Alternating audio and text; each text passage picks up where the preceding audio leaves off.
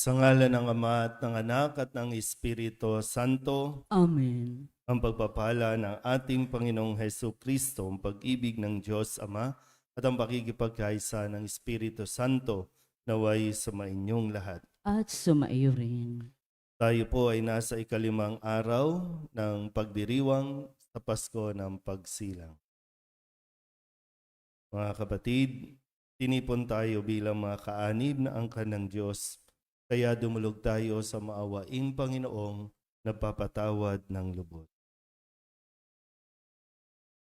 Sinugong tagapagpagaling sa mga nagsisisi, Panginoon, kaawaan mo kami. Panginoon, kaawaan mo kami. Dumating na tagapag-anyayang mga makasalanay magsisi, Kristo, kaawaan mo kami. Kristo, kaawaan mo kami. Nakaluklok ka sa kanan ng Diyos Ama para ipamagitan kami. Panginoon, kaawaan mo kami. Panginoon, kaawaan mo kami. Kaawaan tayo ng makapangyarihang Diyos, patawarin tayo sa ating mga kasalanan at patnubayan tayo sa buhay na walang hanggan. Amen.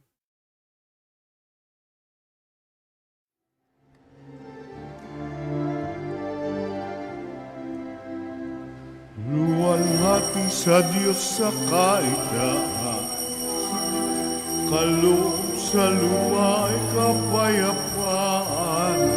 Pinupuri ka at ipinagdarangal, sinasamba ka dahil sa dakila mong kalwalhatian. Panginoon naming Diyos hari ng langit, Amang makapangyarihan, Panginoong Jesucristo, anak ng Diyos, Kordero ng Ama, ikaw nag-aalis sa mga kasalanan ng sanlibutan. Tanggapin mo ang aming kahilingan, ikaw na naluluklok sa kanan ng Ama. Maawa ka sa amin, ikaw lamang ang manal, Panginoong Jesucristo, kasama ng Espiritu, sa luwalhati ng Ama. Amen, Amen, Amen,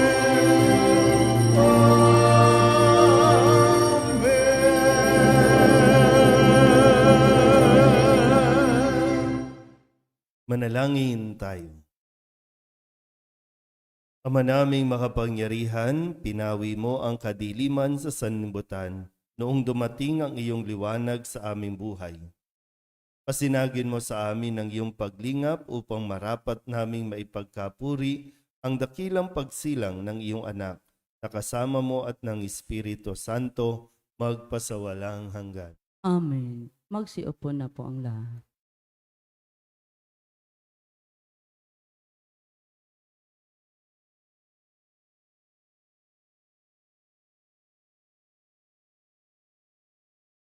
Pagbasa mula sa unang sulat ni Apostol San Juan. Minamahal kong mga kapatid, nakatitiyak tayong nakikilala natin ang Diyos kung sinusunod natin ang kanyang mga utos. Ang nagsasabing nakikilala ko siya, ngunit sumusuway naman sa kanyang mga utos ay sinungaling at wala sa kanya ang katotohanan. Ngunit ang tumutupad sa salita ng Diyos ay umiibig sa Kanya ng wagas.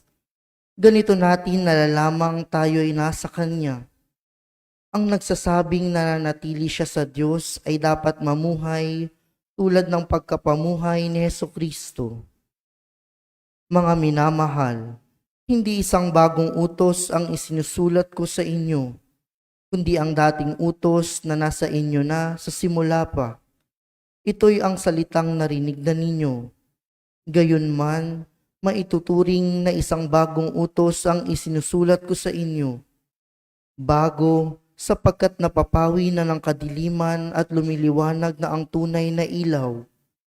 Ang katotohanan nito'y nasaksihan sa buhay ni Kristo at nakikita rin sa atin.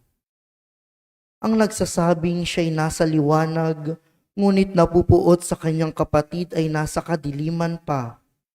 Ang umiibig sa kanyang kapatid ay nananatili sa liwanag at walang panganib na mabulid siya sa kasalanan. Ngunit ang napupuot sa kanyang kapatid ay nasa kadiliman pa. Lumalakad siya sa kadiliman at hindi nalalaman ng kanyang patutunguhan sapagkat binulag siya ng kadiliman. Ang salita ng Diyos. Salamat sa Diyos, talmong tugunan. Magalak ang kalangitan at daigdig ay magdiwang. Ulitin po nating lahat.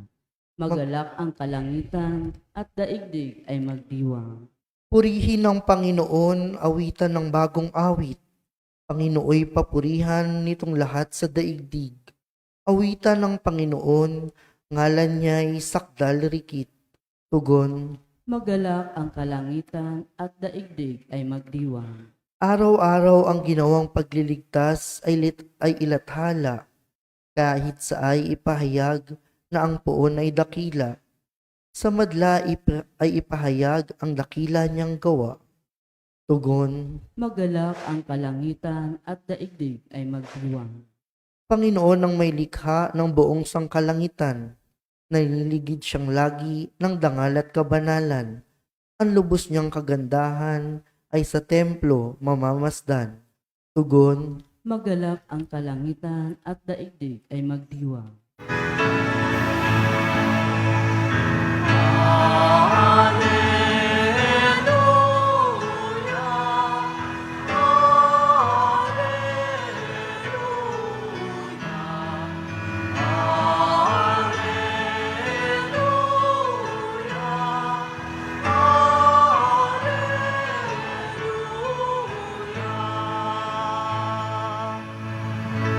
Sa daigdig ay laganap,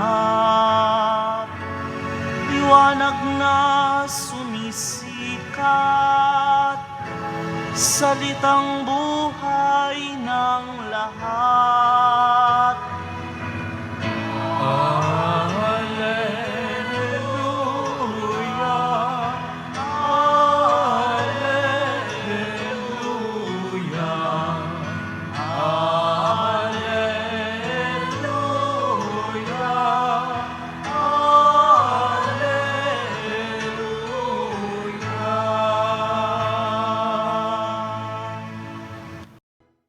Sumainyo ang Panginoon. At sumaiyo rin. Ang mabuting balita ng Panginoon ayon kay San Lucas. Papuri sa iyo, Panginoon. Noong dumating ang araw ng paglilinis sa kanila, ayon sa kautusan ni Moises, ang mga magulang ni Jesus ay pumunta sa Jerusalem. Dala nila ang sanggol upang iharap sa Panginoon, sapagkat ayon sa kautusan, ang bawat panganay na lalaki ay nakatalaga sa Panginoon. At naghandog sila ayon sa inihingi ng kautusan ng Panginoon. Mag-asawang bato-bato o dalawang inakay na kalapati. May isang tao noon sa Jerusalem, ang pangalay Simeon. Matapat at malapit sa Diyos ang lalaking ito at naghihintay sa katubusan ng Israel. Sumasa kanya ang Espiritu Santo na nagpahayag sa kanya na hindi siya mamamatay hanggat hindi niya nakikita ang Mesiyas na ipinangako ng Panginoon. Sa patnubay ng Espiritu, pumasok siya sa templo at nang dalhin doon ng kanyang mga magulang ang sanggol na si Jesus upang gawin ang inihingi ng kautusan, siya'y kinalong ni Simeon. Ito'y nagpuri sa Diyos na ang wika, "Kunin mo na, Panginoon, ang iyong abang alipin ayon sa iyong pangako. Yamang nakita na ng aking mga mata ang iyong pagliligtas na inihanda mo para sa lahat ng bansa. Liwanag itong tatanglaw sa mga hintil at magbibigay karangalan sa iyong bayang Israel." Namangha ang ama't ina ng sanggol dahil sa sinabi ni Simeon tungkol sa kanya. Binasbasan sila ni Simeon at sinabi kay Maria, "Tandaan mo, ang batang ito'y nakatalaga sa ikapapahamak o ikaliligtas ng marami sa Israel. Isang tanda mula sa Diyos, ngunit hahamakin ng marami, kaya't mahayag ang kanilang iniisip. Dahil diyan, ang puso mo'y para na ring tinarakan ng isang balaraw. Ang mabuting balita ng Panginoon. Pinupuri ka namin, Panginoong Hesukristo. Mag-isiupo na po ang lahat. Isang mapagpalang umaga po sa inyong lahat. Merry Christmas po. Tayo ay nasa ikalimang araw ng ating pong pagdiriwang sa Pasko ng Pagsilang. Ulitin ko po, nasa panahon tayo ng Kapaskuhan.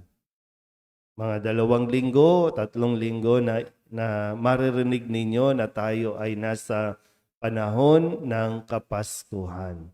So, kumbaga, nagsimula pa lang at papunta pa lang tayo sa exciting part. No? Kaya hindi pwedeng tapusin agad. Sayang naman kung pinaghandaan natin ng 4 na linggo, pinagpuyatan ng 9 na araw o 9 na gabi, tapos 1 araw mo lang ipagdiriwang o gugunitain ang kapanganakan ni Kristo. So mga nasa panahon tayo ng Kapaskuhan at sa tuwing kayo po ay pumupunta sa simbahan, kahit saang simbahan, makikita ninyo ang Belen kung saan naroroon o yung pagsasadula lang ng kapanganakan, naroon ang banal na mag-anak, si Maria, si Jose, at pinakasentro ay si Jesus. Pero ang tanong, nakikita ba natin si Jesus talaga? Yung sa imahin lang na ganyan, no? Si Jesus ba talaga ang naririyan? Siyempre, no? Gamit ang pananampalataya, nakikita mo ba talaga ang Diyos? Kaya tingnan po natin itong kwento sa ating pong ebanghelyo. Mayroon pong isang tao na ang pangalay Simeon. Pinangakuan siya na hindi siya mamamatay hanggat hindi niya nakikita ang ipinangakong katubusan ng Israel sa pamamagitan ng sanggol. Pero sa pagdiriwang natin ng Kapaskuhan, ano ba ang iyong ipinagdarasal? Ipinagdasal at ipinagdarasal magpasa hanggang ngayon. Ano ba ang hinihiling po ninyo sa Kapaskuhan? Uy, gising. Ano ang hiniling ninyo sa Kapaskuhan? O kaya naman, may hinihiling pa ba kayo? Pag tinitingnan ko kayo, no, marami senior citizen na. May hinihiling pa ba sa edad nating ito? May hinihiling pa ba tayo? O umabot na ba tayo sa punto na wala na tayong kailangan kung tutuusin? O yung iba sa inyo, kailangan ko pa po ng pang-maintenance. Kailangan ko po pambili ng gamot. Pero sana po, no, kaya ngayong paanyaya sa atin, magtungo tayo sa Belen, tingnan mo ang sanggol. At katulad ni Simeon, nawa sa tulong ng Espiritu Santo, mamulat talaga ang mata natin. At sa pagtungo natin sa Belen, wala tayong ibang sasabihin, wala na tayong ibang hinihiling, kundi yung masabi lang natin, Lord, okay na ako. Kasi ito yung panalangin ni Simeon, no? Panalangin ng pagpupuri na araw-araw hinihintay niya ang katubusan, ang pangako ng Diyos. At sa wakas, nang makita niya ang sanggol, ang sinabi niya, kunin mo na ako, Panginoon, ang iyong abang alipin, ayon sa iyong pangako. Kaya tanong ko ulit, nandoon na ba tayo sa punto na kapag nagpupunta tayo ng simbahan, kung magsisimba tayo o magdarasal, hindi na tayo humihiling ng kung ano-ano. Kasi kontento na tayo. Kasi okay na tayo. Masasabi mo ba na okay na ako, Lord? Wala na akong kailangan. Wala akong hihilingin sa iyo. Kundi ang tanging hiling ko ay kunin mo na ako. At sana kunin mo ako. Iba sa inyo, gusto pang, Lord, sana mahaba pang buhay, Lord. Gusto niyo ba hanggang 1,000 years old kayo? Yung bang ganun, no? Pag halimbawa lang, binigyan kayo ng number, hanggang ilang taon gusto niyo? Halimbawa lang. Sige. Hanggang ilan? Ha? 70. O ilang taon ka na ngayon? So, may 9 years ka pa. Okay. Sa inyo po, mga ilan? Mga ilang taon pa? Kasi si Simeon, kagalakan ni Simeon, 'di ba? Tuwan-tuwa siya, lumalapit sa Diyos. Lord, okay na ako, Lord. Parang kontento na ako sa buhay ko, Lord. Handa na ako at inihintay ko nga na kunin mo ako. Yung excitement niya na nandoon kasi sa wakas, no? Kunin mo na ako, Lord. Ginawa naman niya ang lahat. Lagi siyang nasa templo, lagi siyang naghahandog. Pero nasa kamay ng Diyos, desisyon ng Diyos, at ipinapaubaya niya ito sa Diyos. Pero yun po yung isang magandang, sana po mapagnilayan natin na mabuti. No?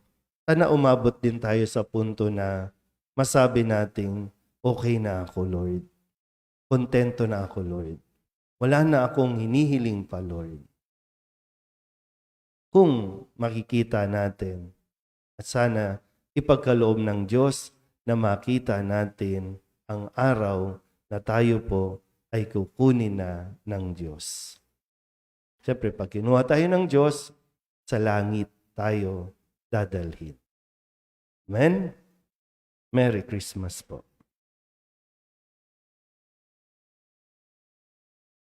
Magsitayo na po ang lahat. Ang pagkakita ni Simeon sa sanggol na Jesus ay katuparan ng isang pangako. Ilapit natin ang ating mga pag-asam at kahilingan sa Ama na laging tapat sa kanyang mga pangako. Ang ating pong itutugon, tapat na Panginoon, dinggin mo ang aming panalangin. Tapat na Panginoon, dinggin mo ang aming panalangin. Ang simbahan bilang isang pamilya naway maging isang huwaran at gabay ng mga bansa sa mundo sa kanilang pagsisikap na magkaroon ng pagkakasundo at kapayapaan.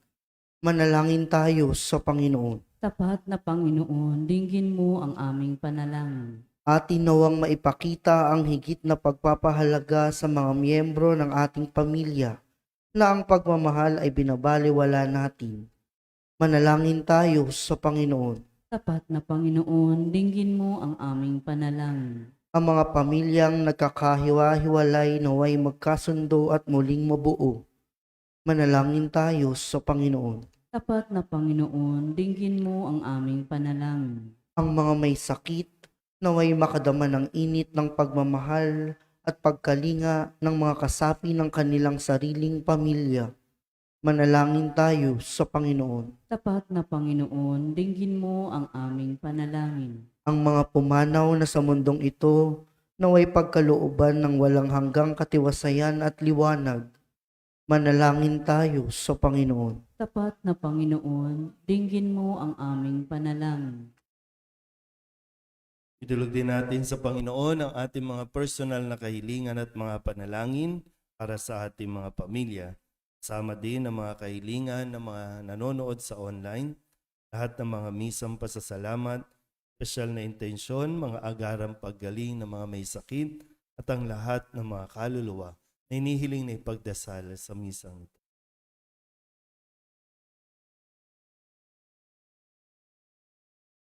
Ang lahat ng ito hinihiling namin sa ngalan ni Kristo, aming Panginoon. Amen.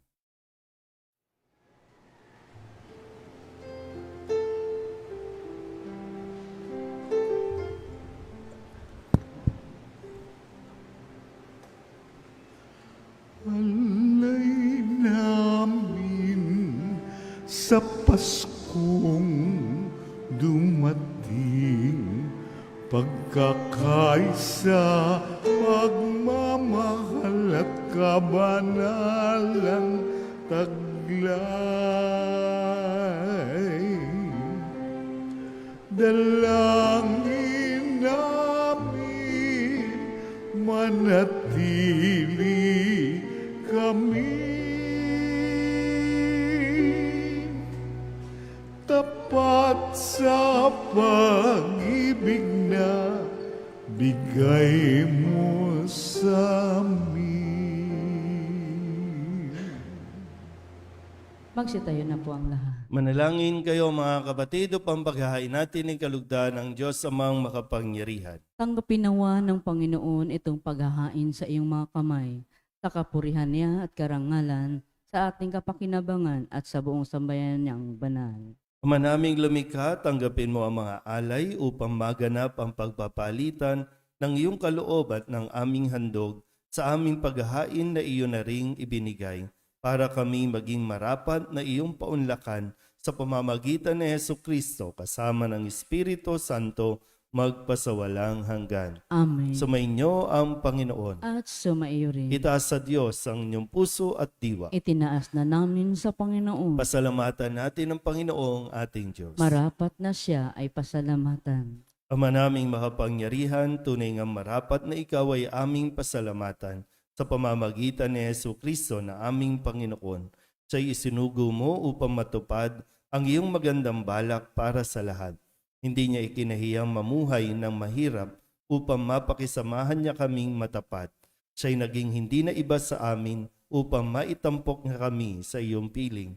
Sa kanyang lantarang muling pagdating, ang pakikisama niya'y puspusang magniningning at ang pangako niyang kapanapanabik ay inaasahan naming lubos na makakamit. Kaya kaysa ng mga anghel nagsisiawit ng papuri sa iyo nang walang humpay sa kalangitan, kami nagbubunyi sa iyong kadakilaan.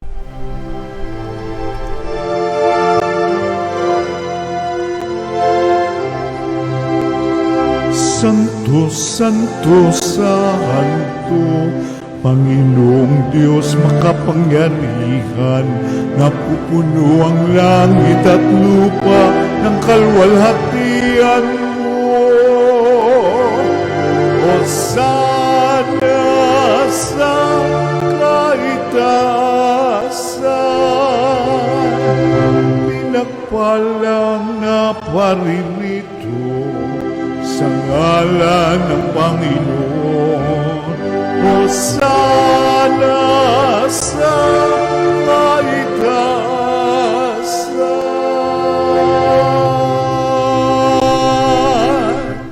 Lord na po ang lahat. Ama naming banal, ikaw ang bukal ng tanang kabanalan, kaya't sa pamamagitan ng iyong Espiritu, gawin mong banal ang kaloob na ito upang para sa aming maging katawan at dugo ng aming Panginoong Hesu Kristo.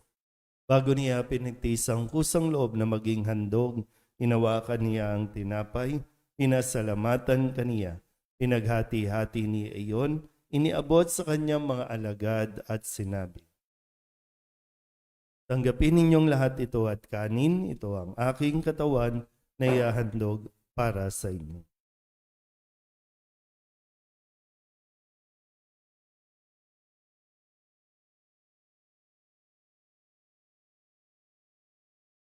Gayun din naman nang matapos ang hapunan, hinawakan niya ang kalis, muli kaniyang pinasalamatan.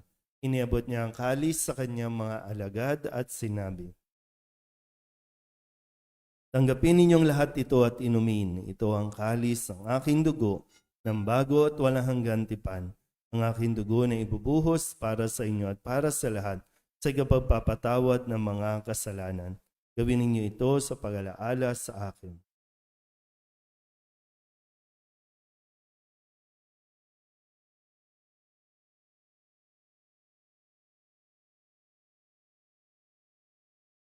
Ipagbunyi natin ang misteryo ng pananampalataya.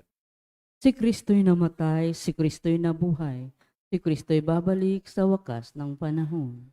Ama, ginagawa namin ngayon ang pag-alaala sa pagkamatay at muling pagkabuhay ng iyong anak, kaya iniaalay namin sa iyo ang tinapay na nagbibigay buhay at ang kalis na nagkakaloob ng kaligtasan. Kami nagpapasalamat dahil kami iyong minarapat na tumayo sa harap mo para maglingkod sa iyo.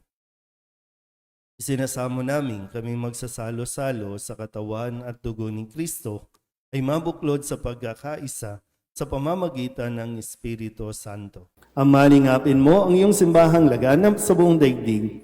Huspusin mo kami sa pag-ibig, kaysa ni Leon na aming Papa, at ni Jose na aming Obispo, at ng Tanang Kaparian. Alalahanin mo rin ang mga kapatid naming nahimlay na may pag-asang sila'y muling mabubuhay, gayon din ang lahat ng mga pumanaw. Tawaan mo sila at patuloyin sa iyong kaliwanagan. Tawaan mo at pagindapatin kaming lahat na makasalo sa iyong buhay na walang wakas. Kaysa ng mahal na Birhen Maria na ina ng Diyos, ng kabiyak ng puso niyang si San Jose, kaysa ng mga apostol at ng lahat ng mga banal na namuhay dito sa daigdig ng kalugod-lugod sa iyo, may pagdiwang nawa namin ng papupuri sa kararangal mo sa pamamagitan ng iyong anak, na aming Panginoong Heso Kristo. Sa pamamagitan ni Kristo, kasama niya at sa Kanya, ang lahat ng parangal at papuri ay sa iyo, Diyos amang makapangyarihan, kasama ng Espiritu Santo, magpasawalang hanggan. Amen. Amen.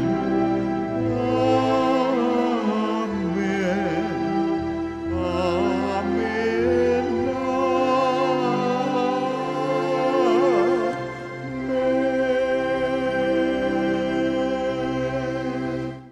Sa tagubilin ng mga nakagagaling na utos at turo ni Jesus sa Panginoon natin at Diyos, ipahayag natin ng lakas loob.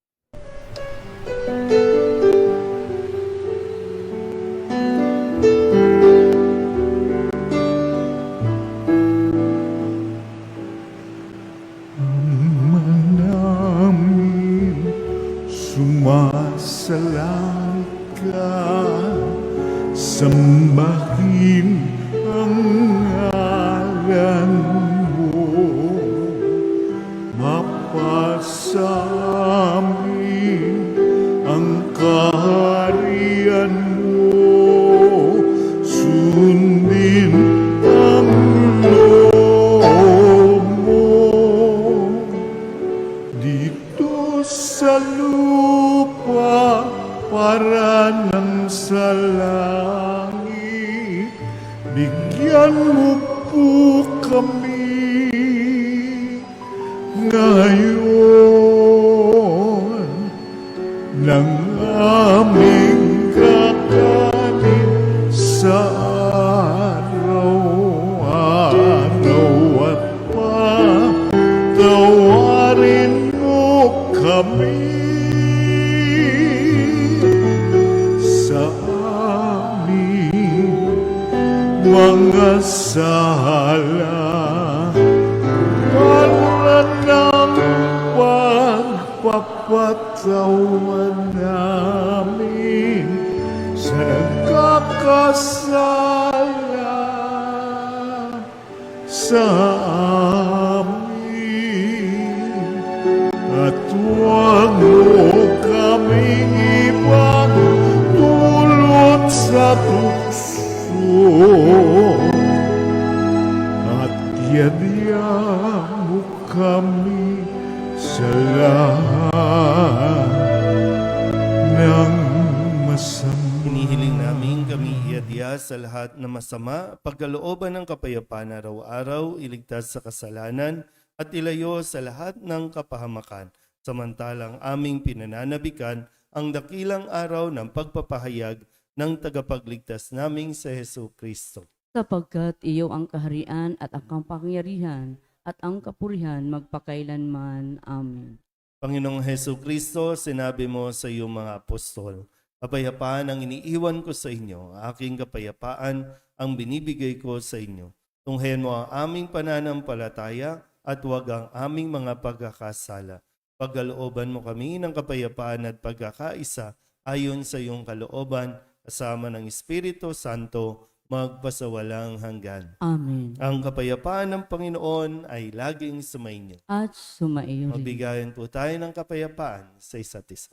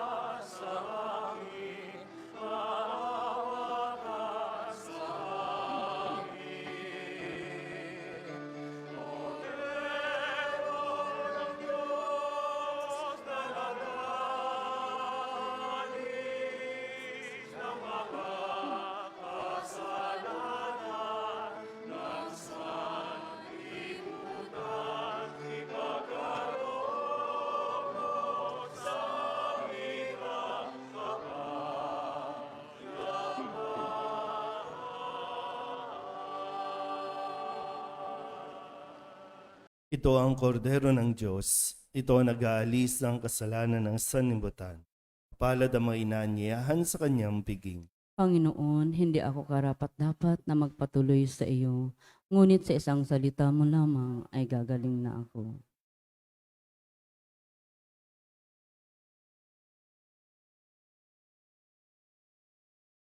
Katawan ni Kristo. Amen.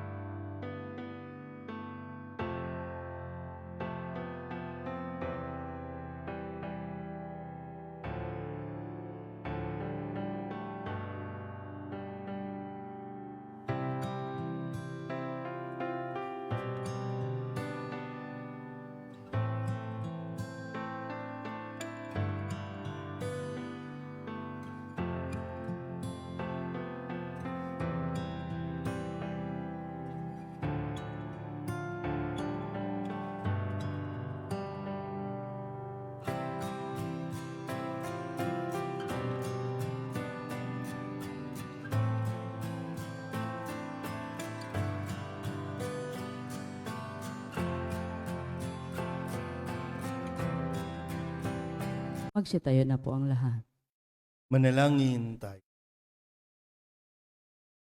Ama naming mapagmahal, kaming iyong pinapagsalo sa banal na pakikinabang ay patatagin mong ganap sa aming pamumuhay araw-araw sa pamamagitan ni Jesucristo kasama ng Espiritu Santo magpasawalang hanggan. Amen. Sumainyo ang Panginoon At sumaiyo rin. at pagpalain kayo ng makapangyarihang Diyos, Ama at Anak at Espiritu Santo. Amen. Tapos sa banal na misa, humayo tayo sa kapayapaan ni Kristo. Salamat sa Diyos. Magandang umaga po. Merry Christmas.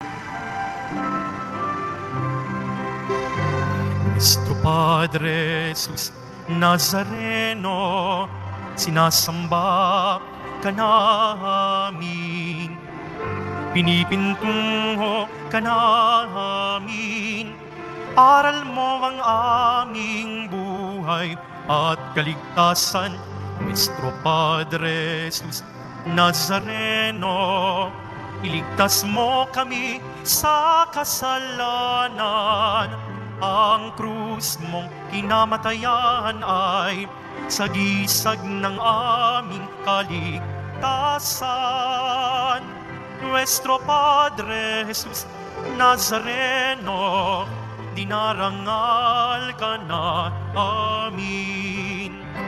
Nuestro Padre Jesus Nazareno, nilulwalhati ka namin.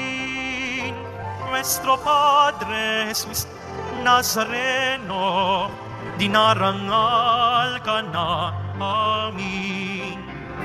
Nuestro Padre Jesus Nazareno, nilulwalhati ka namin.